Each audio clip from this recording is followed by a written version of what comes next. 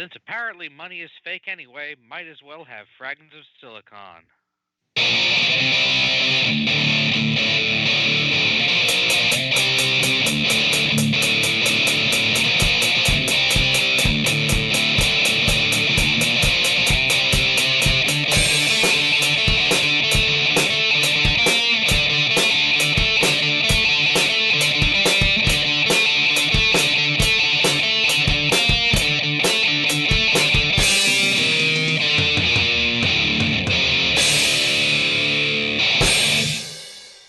Well, it's more money as a human construct, but that's a whole other show. You know what I mean, though. I know what's been going around and how idiotic it is, but and that's a whole other show. Um, anyway, welcome to another installment of Fragments of Silicon. I'm your host, Adam. Joining me, as always, is the regular crew. Let's get to the news. Let's find out how stir-crazy everyone is this week. Oh, let's see. Twilight, why don't you start things off since, you're on the front lines of this coronavirus stuff. Yeah. But yeah, I'm holding up pretty well. Business has calmed down at work for now. I think either everyone's calming down or they're stocked up for now. Wait and see how that goes next week. Or they've all been sealed into a cave, whatever comes first. Yeah, and traffic in town has kind of lightened up some, so that might be the case. But yeah, we have there have been more limits set on other products in the past week. Like hamburger meat, you can only buy like 10 pounds of it now, and so on and so forth. Let's see here. They're spaghetti sauce. Still haven't. I think that has actually been added on as well. I have to check the list again though. Anyway, so we still have not seen any sanitizer. We've gotten some wipes in though. But, yeah, I'm talking about the squirt bottle stuff. But yeah, cleaning supplies are almost non-existent, it seems, and but yeah, I myself am holding up pretty well. There have not been any confirmed cases in my county yet, but Monday has been confirmed. There's been one case in a nearby county though. So there's the coronavirus is approaching my side of Kentucky now. It seems. But yeah, me and my family are holding up pretty well. And in terms of gaming, I played the Resident Evil 3 remake demo, and yeah, I'm definitely looking forward to the full game when it arrives. And I've been playing one of the games for this week, and that's it for me. All right, Alex, how about you? Well, our governor is being perhaps frustratingly responsible. So most stuff is shut down. Portland, which is the city worth mentioning in Maine. I mean, yeah, we have Bangor too, but it's like... And Augusta. Even smaller. Augusta is even smaller than Bangor. Augusta was a fucking compromise. Well, then. It's basically a tiny place that exists mostly to be the capital. Anyway, but yeah, so Portland has like a 5 o'clock curfew or something, I think. Maybe not 5, but it's really early. I'm still working in the office because my job is essential. It's important for people with disabilities or elderly people who need personal assistance to go about their daily lives, for the people who help them to get paid, which is most of what I do. So, have you? So that's we're working on a plan for me to be able to work from home in case we get forcibly shut down. But I'm hopefully we'll be able to maintain our schedule for at least a while. There are only like 2 or 3 other people in the office usually now. Which makes sense. Right. Only people who do like administrative stuff are on location. It's been very frustrating because most of the social stuff that I do aside from being online, which thankfully this doesn't affect my online social life, which is most of it, but not having my real life parts has been very frustrating. And I've still been playing Pokemon, but a little bit less because a lot of my other friends have been playing Animal Crossing since that came out, which I'm glad that's doing well, but I still have a position of not playing Animal Crossing so that I don't feel bad when I stop. So, and also because Animal Crossing is much more sensitive to time of day playing than Pokemon is. Right. So I would miss a lot of stuff probably because there are many times of day when I can't play. Have you ever actually played a Animal Crossing game? No. Mm. But I have observed many people playing them. Anything else? Not really. Hanging in there. Nobody I know personally has been affected currently, aside from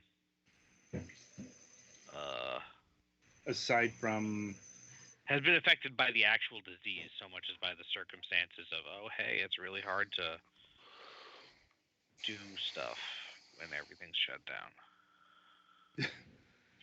I have been having a lot of additional sympathy, frustration for some of my online friends who have been having a really hard time because they were like looking for a job before this, and that's just not happening. Right. Like, anyway. Not much else, no. Okay. Well, Petty, it's your go. Well, there's not been a whole lot going on, obviously. Going to Walmart to get groceries is becoming ever more of a pain. Just because they're like out of almost everything. Because either the town's bigger than I thought, or Walmart isn't stocking up as much as they should.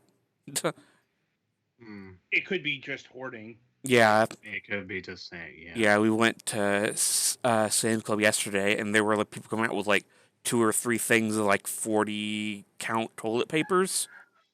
Because people are insane. Thankfully, we were able to get toilet paper earlier today. We got ours before any of this shit happened, so we're good. Well, no, we had some. It's Yeah. Now don't have to worry about it for a while. That's good. And yeah, just kind of waiting. Hope my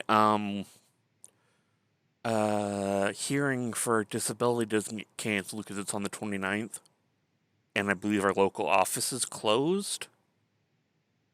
So they may push it back. They may have other people scheduled behind it. I don't know. It's one of those we'll get there when we get there. Well, the 29th of April, I should say. So technically, this thing could resolve by then, but looking at those in charge, well, and yeah.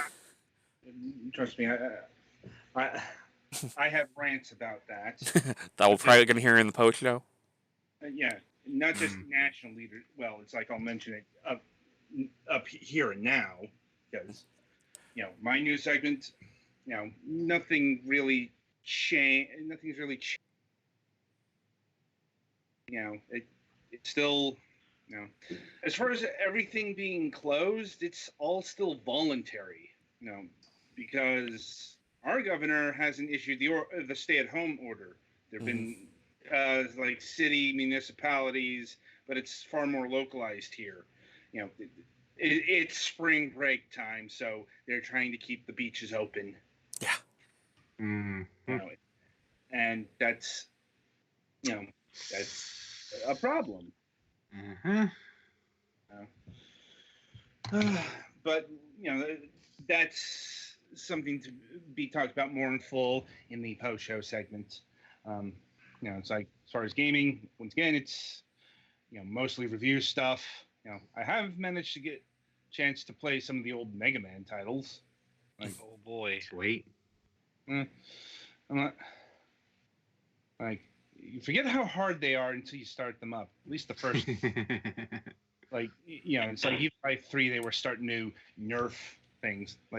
Never could legitimately beat the rock monster in Mega Man 1. Mega Man 3, no problem. Mm-hmm. Yeah.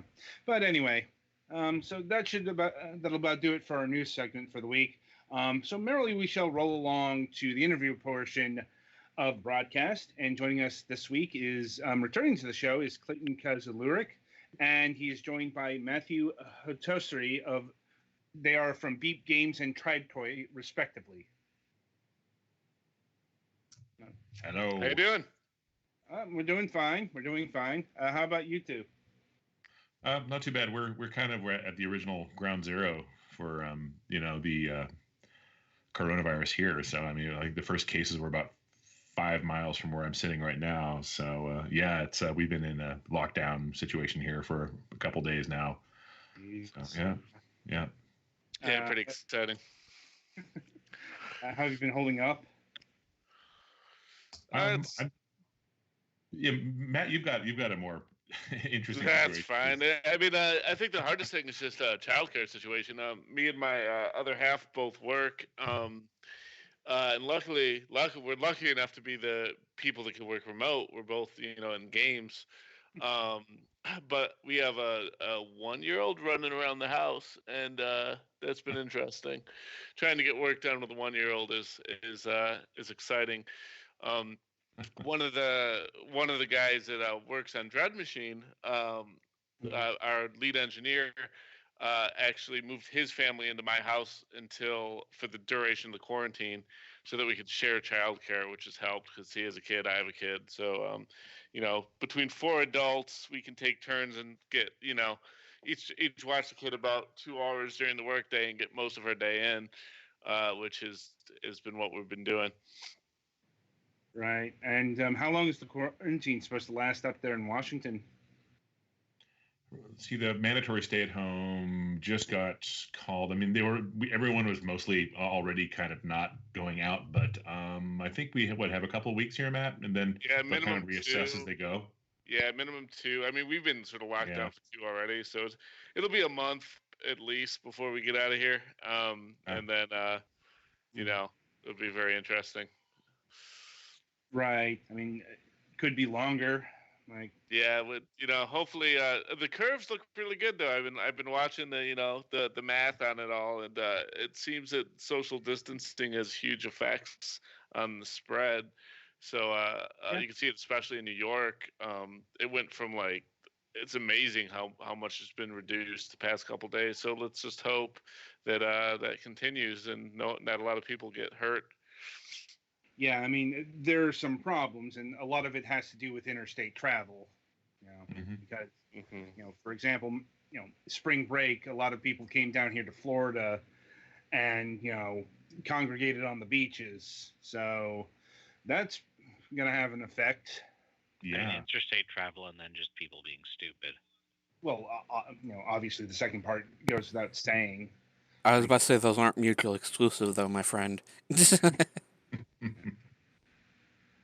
But anyway, so the game we are featuring this week, Barlow's Dread Machine.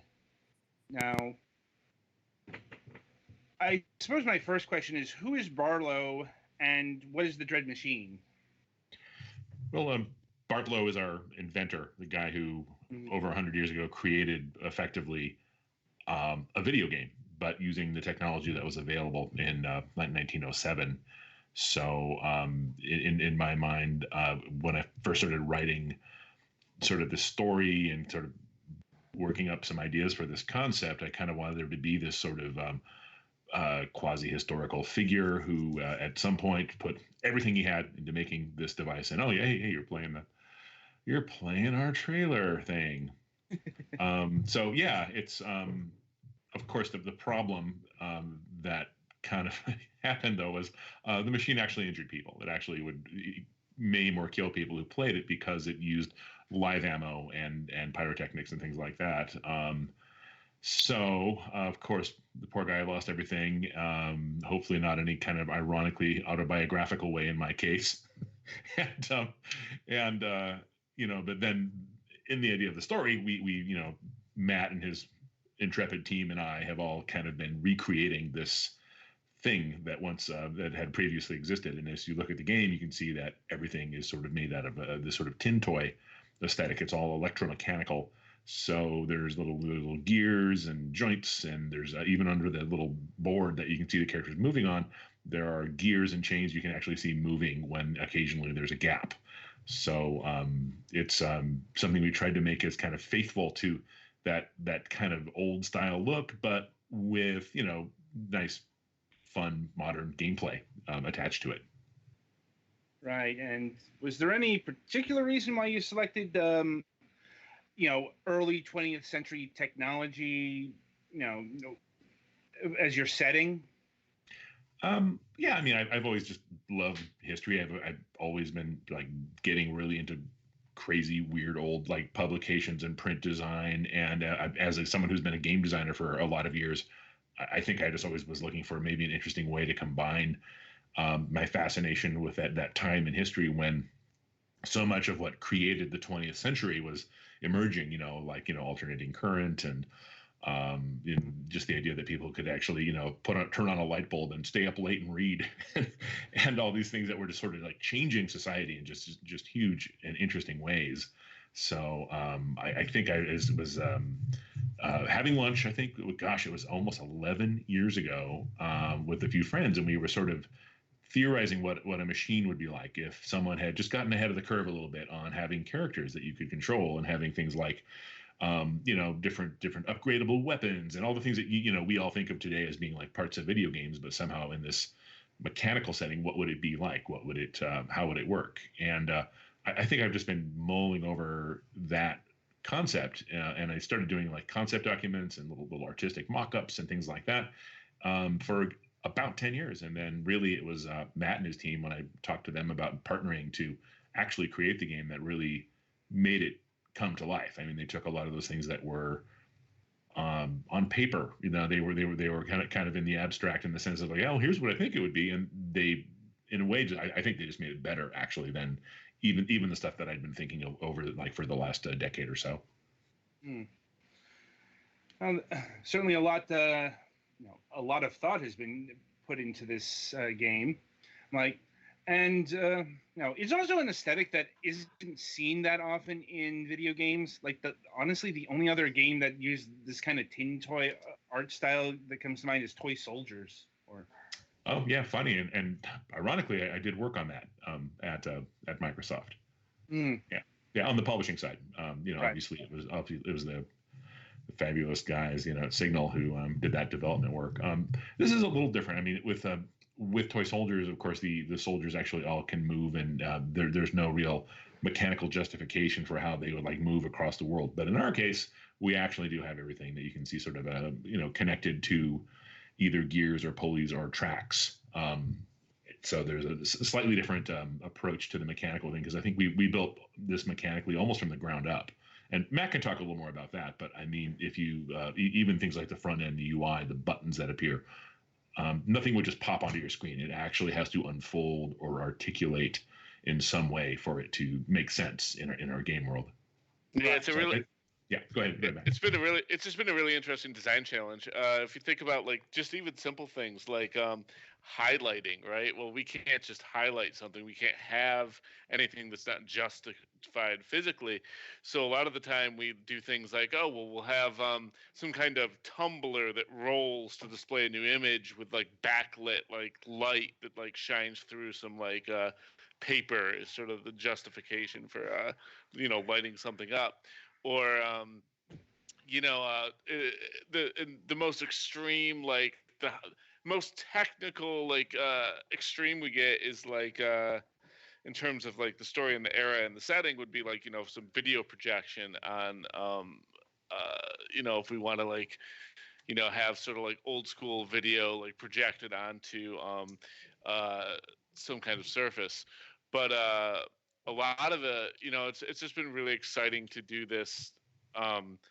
Basically, do stuff you do every day in video games, but have to justify it mechanically. It's just created a lot of new interesting problems to solve.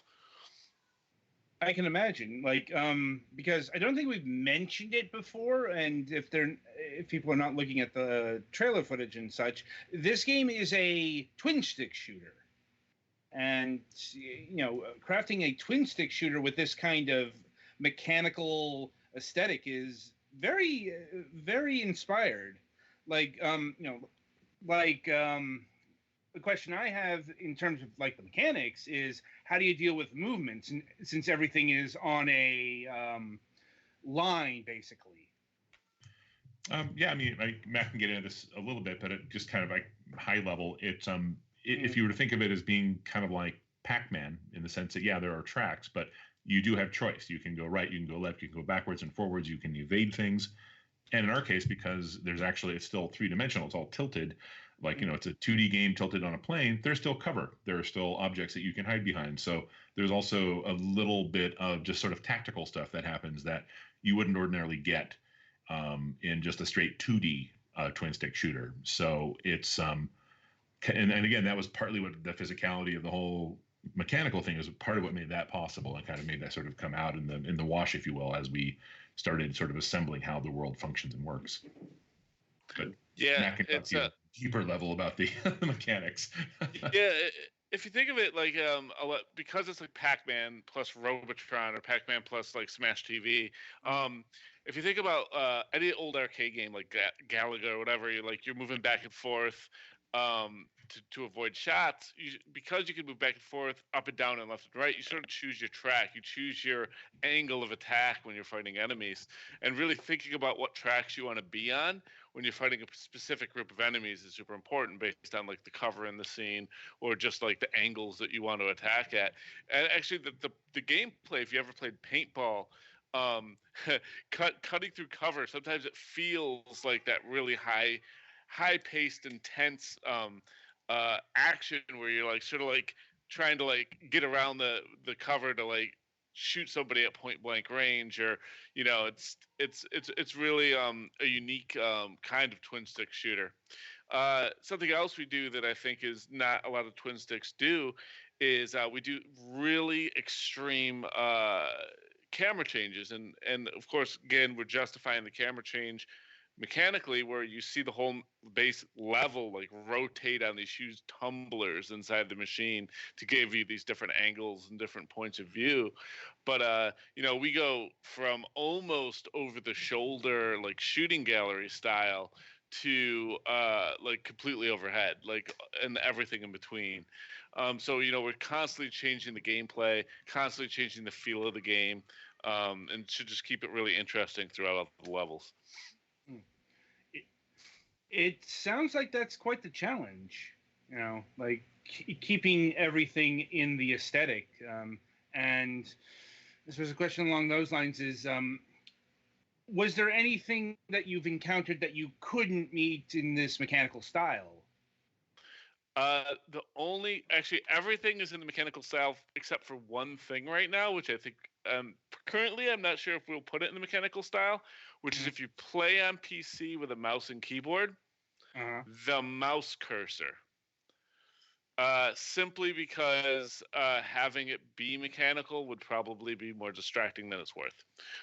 So if you were to play on a mouse and keyboard, that one element might not be mechanical, but everything else right now is. And you never know, we might think of something for the mouse cursor too. It's still pretty early. But yeah, I mean, we've done really well with it. Like, it's taken a lot of time, especially the UI, I think, was the hardest. Something as simple as character select, not being able to just how does the cursor, like, it's a co-op game, right? You have co-ops where you can play like two players. How do two cursors go over the top of each other without clipping, right? So we had to design this like complex mechanical system to allow two cursors to pass over the top of each other.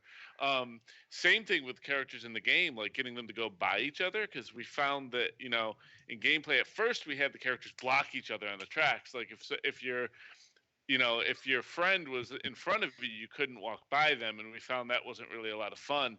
So we had to design this mechanical system to sort of allow the characters to lean out away from each other so they could squeeze by each other on the track without looking like they're clipping through each other, because in a mechanical game you can't, nothing can penetrate. So it's been fun to come up with all these like basically design machines to justify these things that really typically happen in games. And one of my favorite things that I hope people see is during checkpoints. We have this deployment system that sort of builds the level out of parts. So you get to see like the background unroll, and it's like like a cloth like backdrops, and all the little tiles come up from the ground and stuff. And one of the things we'll do at checkpoints, you actually get to sort of see the logic of how we're loading a save game, because you'll see it like build the level and then like sort of recreate sort of where you are or where you've progressed through a boss fight, for example, by like ripping some columns down and stuff. So you get to really see that logic play out that normally is very behind the scenes. That's certainly a unique take on things, as much of this game is, I'm being honest. Now, we've talked a lot about the aesthetic of the game, a lot of the external features, but what's going on in this mechanical space? What is the the story of this game? Who are the characters that you are playing? What is their objective and all that stuff? Yeah, I can kind of like lay out the basic stuff for that. The story is kind of like twofold, but the story you start with, the way it begins, is you're just having a pleasant day walking around in a sunny, Central Park scene in New York when you find out that President Teddy Roosevelt has been kidnapped, and your character is actually a member of the then pretty new thing called the Secret Service, that therefore is on the what was that sound? That was great. I don't know. I heard it. I don't know what it was. Wow. Oh, weird. I got it too. Maybe the internet blipped out. Okay. Wow. Who knows? Was there some kind of trigger word in there, like Teddy Roosevelt? No, guess not. Probably. The FBI is now listening. So anyway, you're. I don't know, Matt. How much of the story should I? How far should I get into the story? I think that saying that you're part of the then new concept of the Secret Service is great. Trying to save the president, that's sort of the surface level story. I guess I don't know, man. I feel like the whole calculus of if you're a bad enough dude to save the president changes a bit when the president is Teddy Roosevelt. I'm like, yeah. And one thing I will give away is that there are 8 unlockable historical characters that you can play the entire game as, including Teddy Roosevelt.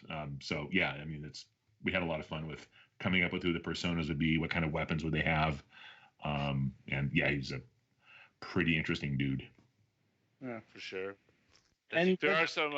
Is he the melee option? He just has a big stick. I see what you did there. No, I had one vision in my mind, and this is true 10 years ago. Is that if you could play as Teddy Roosevelt, he had to have a machine gun in each hand. Like, not a bull elephant gun, or a bull. Well, there are large rifles and other weapons available in the game. There's a kind of a whole bunch of stuff you can equip your player with. But no, I wanted Teddy Roosevelt with a machine gun in each hand. He's our glass cannon basically. Right. It should be noted that the machine gun did exist at this point in time. It did indeed. Just a little different. Yeah. And there, I mean, the idea that, as you can see, like there's the giant Jules Vernian drill coming up out of the ground in the trailer here. There are super weapons and things like that would have been at best on drawing boards or in the imagination of people at the time. But again, it's part of our story that there are these forces at work that have these sort of superior weapons at their disposal, and you learn more and more about them and what their agenda is as you progress further into the game. So it's not just a simple rescue the president story. It's also got some other kind of fun little sidelights and other kind of strange things that start to happen to the main character. Right. I suppose along those lines, I'm not sure if you'll be able to answer this at this point in time, but, is the story that's going on, the Rescue the President game, is the story in there connected to the Barlow story, let's say? Yeah, actually, that is a thing. I think we mentioned that. Yeah, so we do allude to that in some of the stuff that's out there. Yeah, I mean, little by little, his own tragedies in his life and his own sadness and other things starts to seep into the story and become characters and sort of like entities that you see in the game world. And yeah, that it kind of leads down this other sidelight, I guess, of the world, and the story starts to sort of take shape as you get through our kind of silly, fun, penny dreadful adventure, and then there's this whole other sort of underpinning to it that is actually stranger and darker. About what I was expecting, honestly. Well, you got to have something. It's like who was it? It was a friend of mine was saying. He says, "Well, you can't just have the Scooby Doo story. You got to have some other stuff going on." I mean, not necessarily. It all depends on the range of ambition. Like, I'd imagine if this were a far simpler affair, it would just be about, the mechanical device with the, and the shooting. But in terms of like environments, is it location based? Like, are the agents going to a approximation of, say, New York, Paris, that kind of deal? Yeah, it's mostly around North America. It starts in New York and it goes out into the West on a train, and then there's a Western town. Then you get to the freshly ruined city of San Francisco shortly after the 1906 earthquake, and you find out that you caused it, in the previous boss fight that you were in. And then from there, there's some nautical stuff that goes on, and then you end up far, far away, and kind of like some areas that were actually very closely related to Roosevelt's actual things he did when he was in office, like the Panama Canal and some of those areas. And yeah. And how long is this game projected to be? Like, is it going to be something that you go through in 2 hours, 5 hours, 10 hours? Wow, I haven't really clocked it. Matt, what do you think? It's pretty long.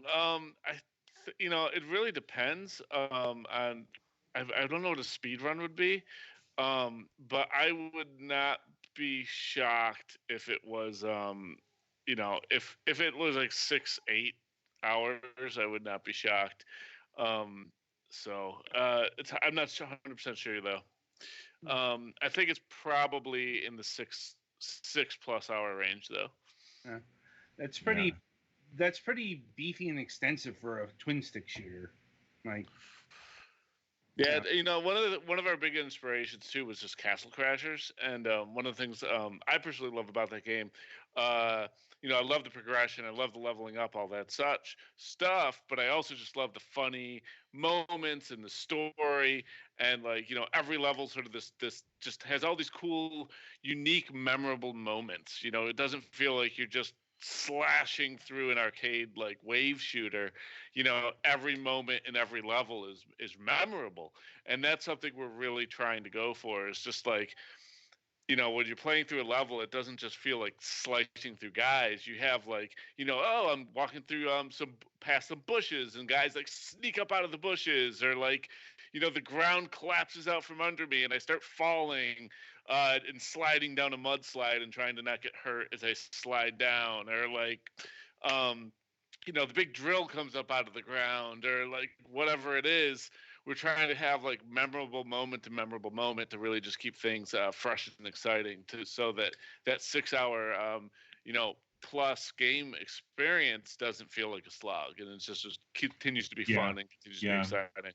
And I think the change-ups that Matt was describing earlier, where it's not just the perspective that changes, but actually the entire style of the play. Like when you go to an interior space, you'll suddenly find it's more like a dark ride. You'll find that there will be things just jumping out at you, and you're being a lot more measured in how you move through the space because you just never know what you're going to encounter around a corner. That's a really, really different feel from when the game is just more like a wide open, more bullet hell like in other areas. So I think I think really, Matt, your guys especially just did this amazing job of creating all these great change ups. So you wouldn't get too tired of any one thing. You would change it up and you'd have a little extra twist on it maybe that you hadn't seen in a previous version of it in the level and in earlier levels as well. So I think there's a really nice progression around all that.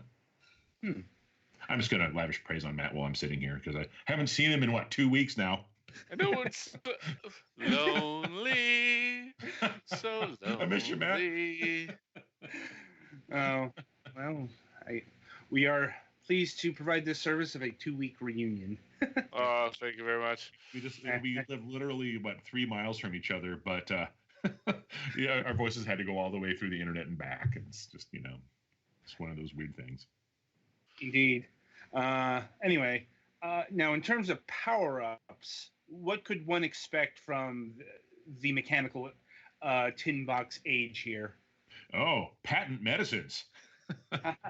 They are the idea of miracle. You mean the ones that are mostly alcohol, a little bit of sugar, and probably some harder drugs? There is like a laudanum. Yeah. there's which is still on the register of actual things you can get at a pharmacy in America, although I don't think it's been prescribed for probably 50 or 60 years. But yeah, there's just and most of them are made up. Like I made up just fanciful names for things that could be used for to different effects, and they have again the things that will either heal you or boost your speed or do other give you other advantages like that, and you can equip basically an elixir and use it in a pinch to get out of a tight spot in a level. How Bioshocky. Well, there are going to be little ads, and there are little jingles that our composer Steve Kirk, who did. If you're listening to the music at all in this trailer, you'll hear what he did there. It's a sort of handcrafted soundtrack like we had in Voodoo Vince, actually, that he is so good at. And he went out and bought vintage instruments. He's brought in session players who can play, who are just masters of all kinds of obscure things. And he strums on his 1920s banjo and some other stuff in some tracks. And the idea is to emulate to some extent like the giant mechanical devices that would play instruments back then. But of course he had to also augment that with things that were just sounded cool and were fun as well. But yeah. So is there like a giant player piano? There is piano, and he does sort of keep that sound of like that kind of that murky sort of player piano sound. It's we had this, it's funny because we talk about how the mechanical thing drives everything, and it really does. But sometimes you also have to have a little bit of like just sort of like that theater of the mind stuff. It's like maybe it's not how it exactly was, but it sounds really cool, and it kind of lands the idea, even if it's not 100%, from 1907. But Steve did a pretty cool job of like. I was describing to him also those strange dark undercurrents we talked about in the story, and he starts weaving those into the score as you get further and further into the game as well. So there's, I don't know, there's some nice layers to how he worked with all that stuff. And like, is the music eidetic, or is it?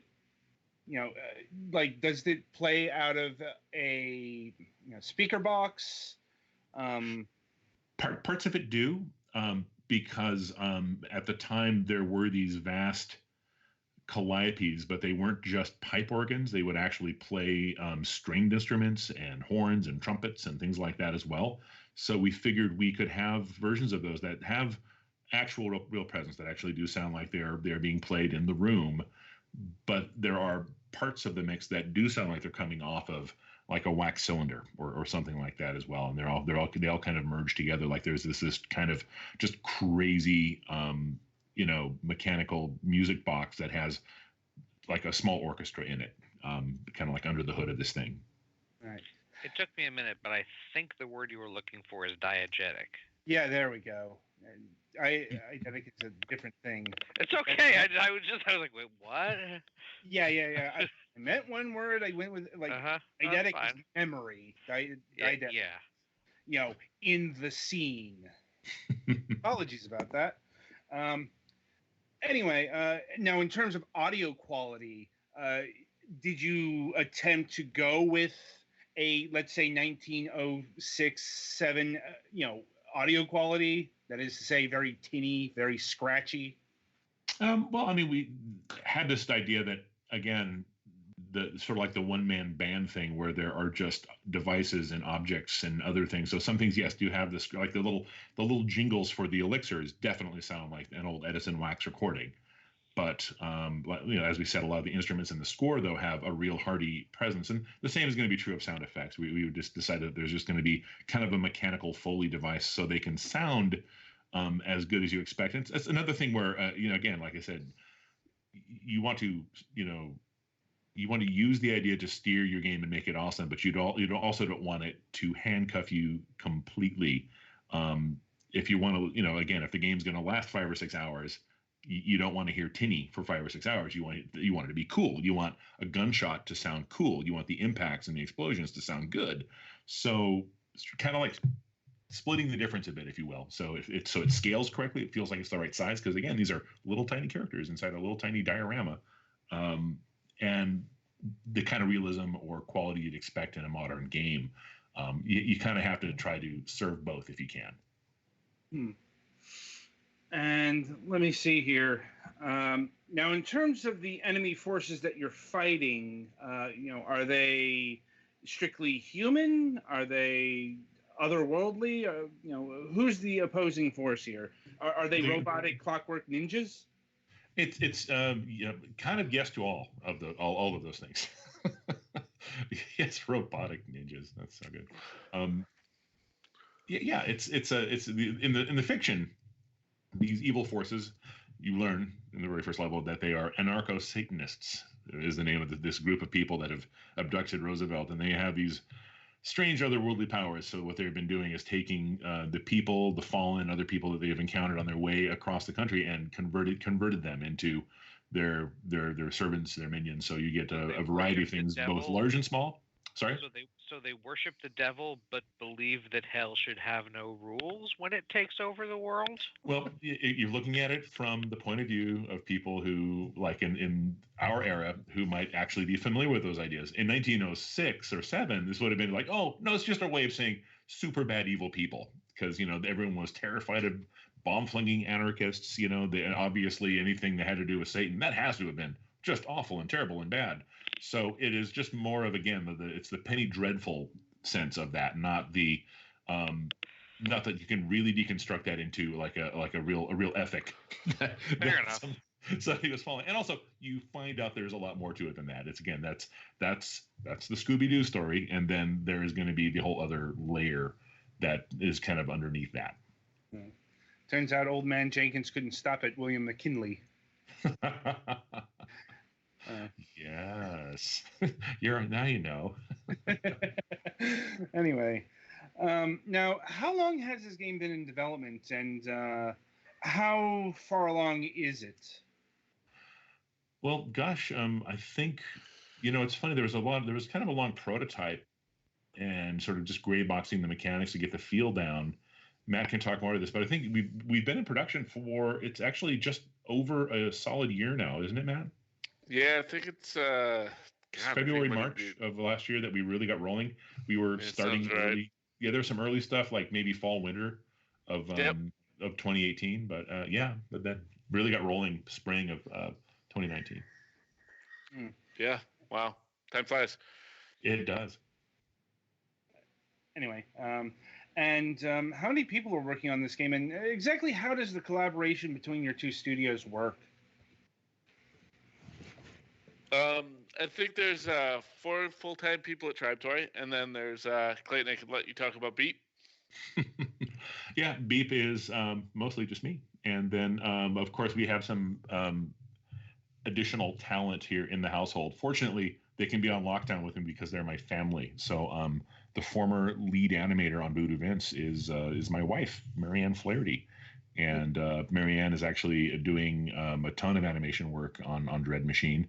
And our son, who was a production baby on Voodoo Vince, actually wants to be a sound designer. So he's been doing some audio work and sound design in the game as well. So to some extent, on the Beep side, it's kind of like a family project. But I mean, as we've, I do work a day gig at Microsoft. I'm a creative director there in their Xbox Studios publishing. So I may have these concepts and these ideas and these designs I've worked on, but I don't necessarily always have the bandwidth to just like go make a game, all the time. So it seems like a partnership with Matt's team, and I worked with Matt at Microsoft years ago, and then he went to start Tribe Toy and make some cool VR stuff, and we've been talking about working together on and off for years, and it just seemed like it was a great opportunity to team up with a studio that was super talented and is great at just taking a vision and running with it, and still being able to sort of balance these other sides of my life. So yeah, it's that can't be an easy task. Yeah, you work on games all day, and then I go home and I work on games, and it's challenging, yeah, but I really love it. I mean, I really love working on these things. I've said before too that it helps everything. It helps my other job. When I talk with people about their games or their game designs or the work they're doing, I like to feel like I still know how that work actually goes, and like what it's like to be on a project, and all the limitations and all the possibilities, all those things that come with that. I think it's easy to lose track of that if you just deal purely in theory. So it's nice to always kind of have your feet on the ground and maybe actually building, really working on something. That's just my take.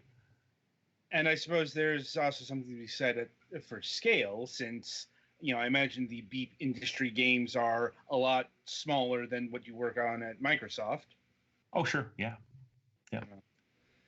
But also I'll say that the games may be somewhat smaller in scope, but I mean, if you look at what we're putting on the screen here, Tribe Toy like just punches way above their weight class. I mean, we're seeing stuff in here that is super high quality, and we just want to make sure that big or small, that the whole thing just has really good quality, really good vibe, really good feel, something that's maybe really memorable both as a game and aesthetically too. Right. Now, in terms of co-op, is the game strictly couch co-op, or is there online co-op planned for the game? Just couch is what we have going right now. Yeah. Like, makes sense. Like, this is the kind of game where lag would be a factor, ping rates and all that. It could be really tough, and also, I mean, it goes back to scope. It's the sort of thing that to put the technology and all the things in that would make that work, and then figuring out all the flow that needs to go in there. It was just really, it's like, can we do that, or do we add more levels or monsters or things like that? Because that is the kind of calculus you do with a smaller project. And frankly, like back to Castle Crashers, I just love. I have so many fond memories of playing really great co-op games with friends, family members, and let's face it, right now, it'd be great to have a distraction that people could do together. I think that would maybe give them a little bit of escapism and just some good splashy gameplay. Indeed. And in terms of the development engine, is this game built in Unity, Unreal, or something else? Yeah, I can talk about that. Well, you should talk, man. Yeah, sorry. It's Unity. It's pretty. So we before this game, we built a game called Bout of Blood, where it was a VR for PSVR, and the performance requirements for a VR game are really difficult, especially for the PSVR. it's really hard to get a game to run at rate, especially a flying game with a far view draw distance to run at frame rate. So we did a ton of stuff to the Unity engine to get it to be super hyper performant for that game. And as a result, we've been able to use all that technology we built for this game to really make it look great and perform wonderfully. So, because of that, like things we've been able to do is like every single thing in the scene is destructible. If you shoot the backdrop, you'll see a bullet, a hole go wherever you shoot it. Every building can be shot and put holes in. Literally everything in the whole game is destructible. And a big reason we can do that is because of all those modifications to the Unity engine. So it is Unity, though. There's tons and tons of work that went on top of that engine to get it to where it is. Now, in terms of game development, do you feel that you have fit all of the ideas presented into the initial game here, or would there be enough left over for, say, DLC or a sequel? Yeah, I mean, I absolutely did not get everything in that I wanted. And it's a rare game that you do. You always have hopefully that's the good problem you have as a game designer is you'll have more ideas than can be realistically done. But again, Matt and his guys, we talked about yes, definitely enough ideas that I feel like, yes, it would be cool to do DLC. It would be really cool to add on or continue with another aspect of a story or just try a whole different locale. But I think as a framework for really cool and interesting things, I would love to explore that more down the road. That's good to hear. Like, as you said, it's a good problem to have. Yeah. All too common. Indeed. Now, in terms of the development on the computer platform, this game is set to come out for Windows 10 and Steam. And Xbox One, yeah. Yeah, and Xbox One. In terms of the computer platform, is that just a Windows build, or does the Steam version have a Mac and Linux build as well? I'm not 100% sure if it's not natively built for Mac or Linux. Mm-hmm. I'm not 100% sure if that just runs on Mac or Linux. I'm not familiar enough with those platforms. It is built in Unity. I know that Unity does have some support there. So, I have to look into that, actually. Mm-hmm. And on the flip side of the equation, is there any chance for this game to come to the PlayStation 4 or Nintendo Switch? Yeah, I think that's definitely possible. I think we'd love to do that. We'd love to bring it to the PlayStation, Nintendo Switch. I think a lot of that will just be if people like it, and if we're able to expand our reach. Fair enough. And I suppose my final question at this point in time is, has any sort of pricing been sorted out? Not yet, no. Okay. There still is some time, as if I'm recalling correctly, this is coming out summer 2020? Correct. Yeah. Right, now I'll see if my colleagues here have any final questions for you. I think I'm good. I asked mine as they came up. Yeah. Game looks real interesting, though. Cool, thank you. Cool, yeah, thanks, man. Yeah, hopefully we can review it in the summer. Anyway, I'd like to thank you both for taking time out of your schedule and joining us here tonight. Looking forward to the game. Hopefully it comes out on schedule and such. And so the game is Barlow's Dread Machine. It's coming out for Steam, Windows 10, and the Xbox One in summer of 2020. Be sure to wishlist it on Steam and, pick it up when it comes out. So, Petty, play us to the next segment.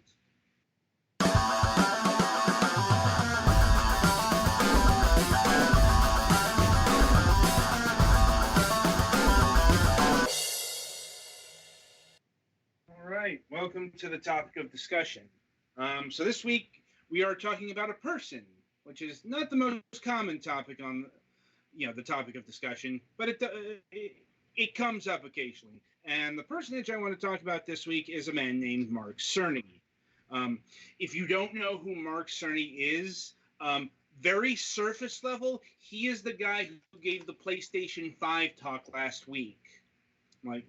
He was the guy who was going really in depth into things like 3D audio and so on and so other GDC level discussions that weren't really necessarily aimed at a consumer base. But, shit's been getting canceled left and right, so you roll with what you got sometimes. But anyway, that's his most recent claim to fame. But Mark Cerny has a very, very long and storied history in the industry. He's legitimately one of the most accomplished video game people out there, because he's first of all, he's not just somebody who worked on hardware. He's not just somebody who works on the PlayStation 5, and he was also the lead architect on the PlayStation 4. He's done software. In his first big video game gig was being the co-developer of Marble Madness. For the for a scale timeline, Marble Madness came out in 1984. And this was a job he got at 17 years old. So, yeah, we are talking a job that has spanned decades. It's legitimately interesting, because, there's not a lot of people who are his age and that are still working, at this kind of level, outside of Nintendo. But, he's also worked on the video, worked on the business side and so on and so forth. So just in terms of general fields of the video game industry, he's got a lot of experience. But, as I mentioned in some of his credentials there, it's also, he's worked on some of the most iconic characters that video games have ever produced.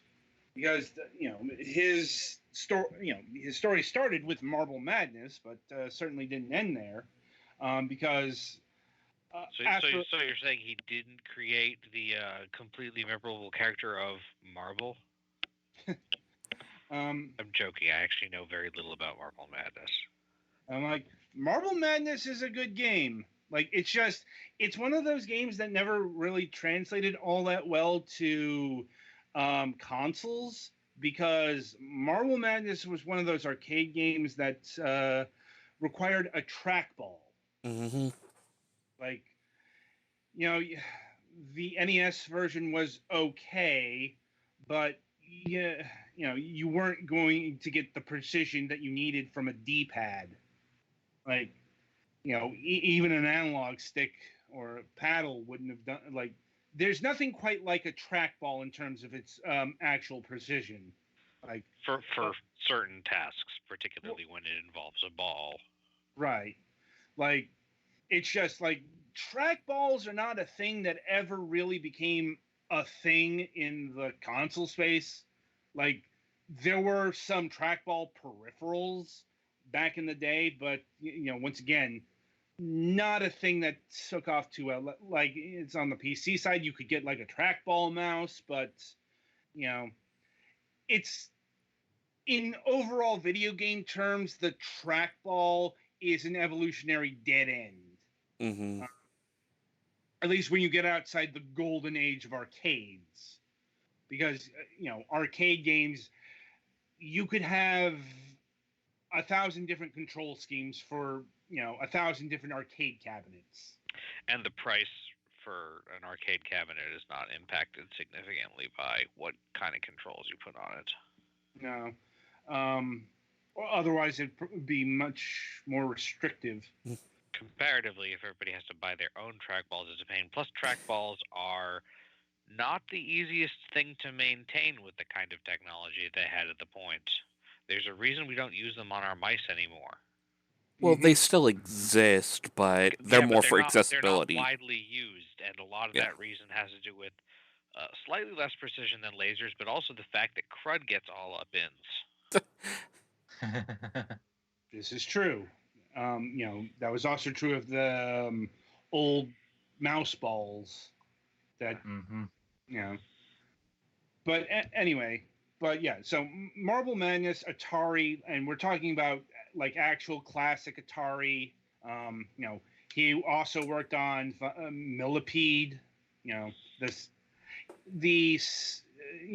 quite a successful sequel to Centipede, but still considered to be one of the bigger golden age of arcade releases, and so on and so forth. But after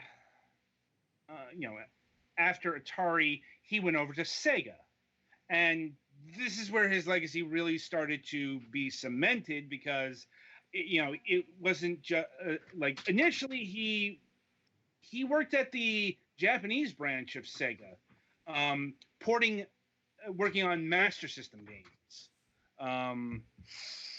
Anyway, his big push was he was instrumental in the creation of the Sega Technical Institute. And indeed, if we have nothing else to talk about next week, we'll probably talk about STI, because STI was the first Western Sega development branch. Before STI came around, it was all developed all the games were developed in Japan. And Sega Technical Institute was important because it became the home of Sonic Team during the Genesis era. I suppose that requires a bit of backstory. That's beyond this, but let's just say that after the development of the original Sonic the Hedgehog, Yuji Naka and there was one other guy who just flat out quit Sega after the experience.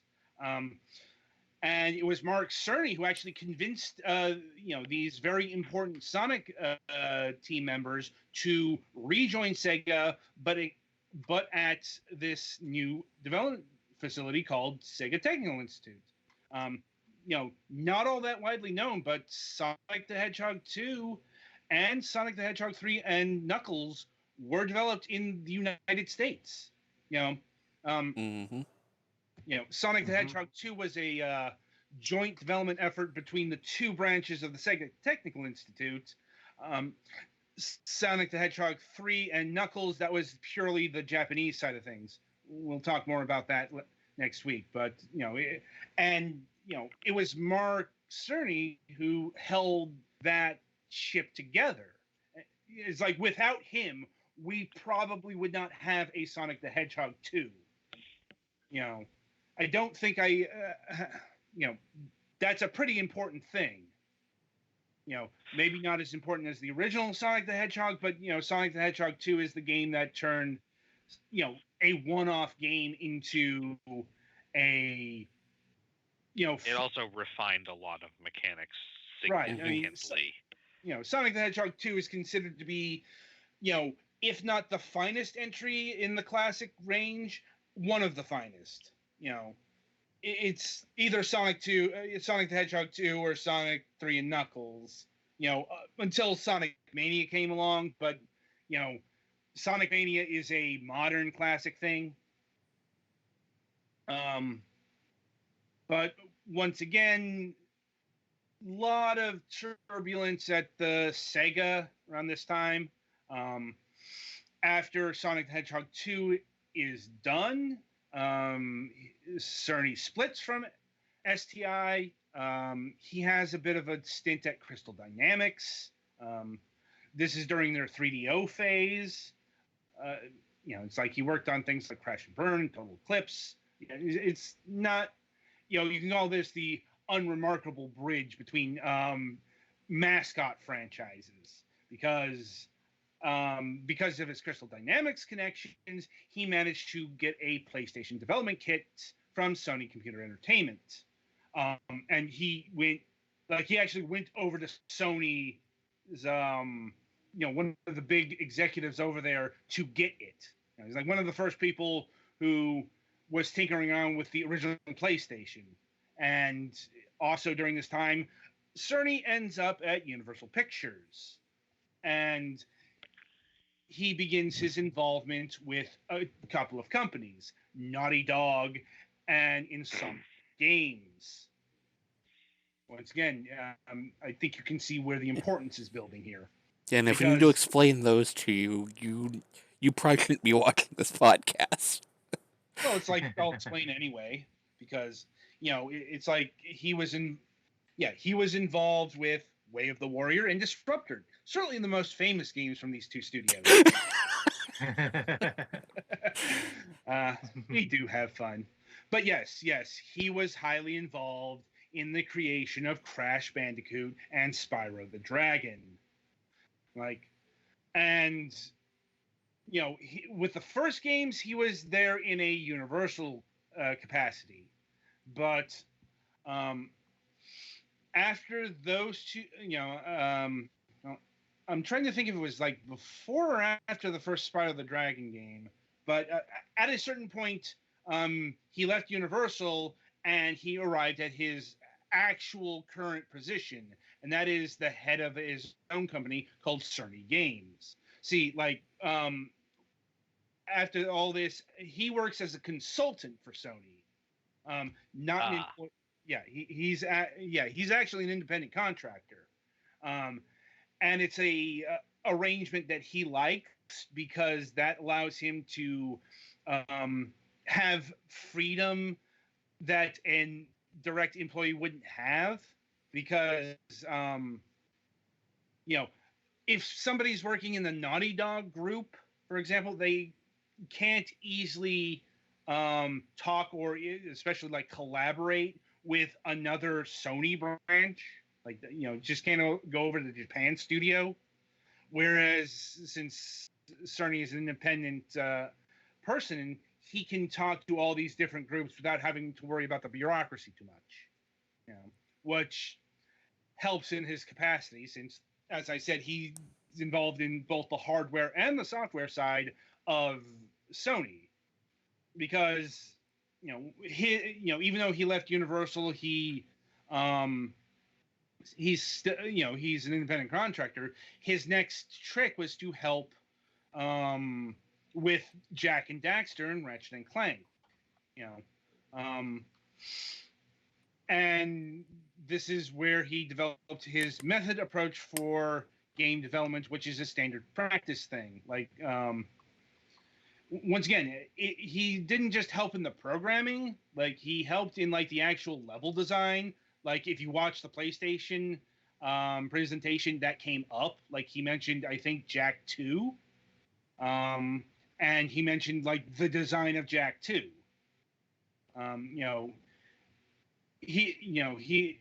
He's worked in many different capacities on he was a programmer on Jak and Daxter, the Precursor Legacy. He was a designer on Ratchet and Clank. This kind of speaks to the versatility.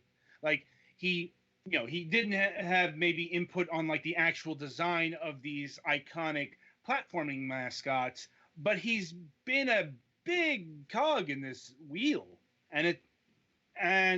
He's also gone on to other non-furry animal things. He was involved in Uncharted, Resistance, God of War. But his next lead development role, or his next director's position, was the Knack series, which admittedly isn't his most impressive offering here. I mean, does anyone even remember Knack? I think I technically have it for PS Plus, but that's about it. Yeah, I mean, I'm tempted to make a joke about something else that ends with an ack sound, but I can't decide which one, because we were just talking about Jak and Daxter, and there's Tak and the Power of Juju, and there are probably other ones. Right. Short form, no, I barely remember that Knack exists. It took me a minute to remember what the stupid thing looks like. Yeah, fair enough. I barely remember. Knack was Cerny's attempt to recapture that platforming mascot magic, and obviously it didn't take. I'm like, Indeed. you know, I've heard different things about the game, but it's like if you want Sony's actually good, unappreciated platforming series from this era, it's Gravity Rush. Granted, Sony had nothing to do with Gravity Rush. But anyway, it's like also he served as the lead architect on the PlayStation 4. So he's been helping design the PlayStation consoles 2 generations going, and, doesn't look to be stopping. Now obviously we could go into some more of this in great detail, but as I said, this guy has a very extensive career. Also would like to go to sleep sometime tonight. Yeah, I mean, and it's involving some of the biggest, games, franchises, what have you, of all time. And yeah, he's very accomplished, in the industry. He's got a Hall of Fame award from the Academy of Interactive Arts and Sciences. They're one of the various organizations that give out the, and he's not the only Lifetime Achievement Award he's gotten. He's gotten a few of these, like the Game Developers Choice Awards, the International Game Developers Association. So, it's not like he's unrecognized within the industry. It's just, he's not a auteur face like, say, Peter Molyneux or John Romero or Shigeru Miyamoto are. But probably more notable than a lot of people who develop games, just through sheer longevity and where he worked on as well. Anyway, so I hope that's about it for this retrospective of Mark Cerny.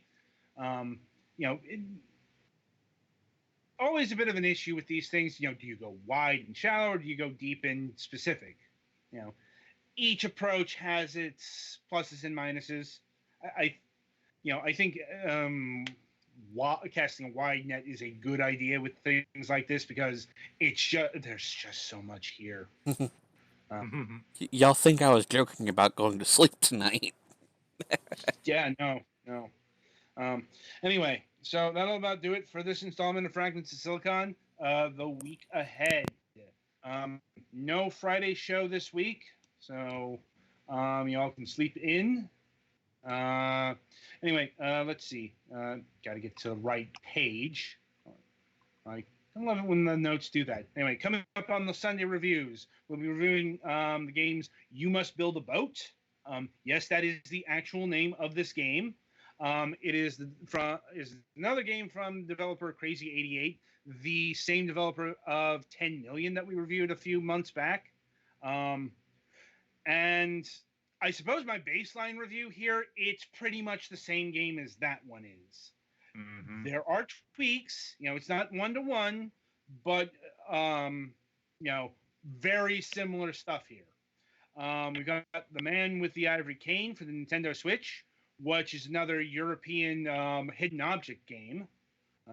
Gollix is working that one. Indeed I am. We got Grizzland for the PlayStation 4, which means Petty Fan is lead on that. Although I have the game, been putting some time in it. It's a I guess the best way to put it, it's a very, very minimalist Metroidvania light sort of game.